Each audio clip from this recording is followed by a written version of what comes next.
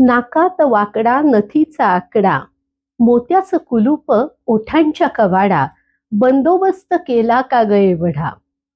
जयवंत कुलकर्णी आणि उषा मंगेशकरांनी गायलेलं हे ग दि माडगुळकरांचं गीत म्हणजे नथ या दागिन्याचं स्त्री शृंगारातलं एक वेगळंच स्थान दाखवणारी आहे.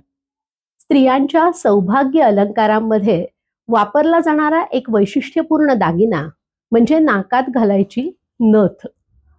गेल्या काही वर्षामध्ये महाराष्ट्रातल्या नथीचे डिझाईन हे विलक्षण लोकप्रिय होताना दिसतंय.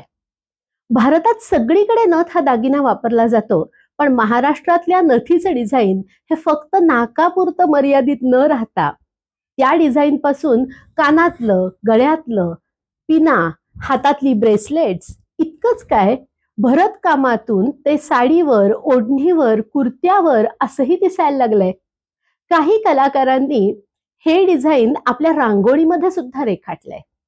महाराष्ट्राचा ब्रँड होत असलेलं हे नथीचे डिझाईन आणि त्या निमित्तानं नथ हा दागिना भारतात कधीपासून वापरायला जायला लागला आणि देवदेवतांच्या वर्णनामध्ये सुद्धा याला कसं स्थान मिळालं, याविषयीच्या शास्त्रीय संशोधनाला आपल्यापर्यंत पोहोचवण्यासाठी संस्कृती डिकोड या मालिकेचा या महिन्याचा भाग घेऊन आली आहे.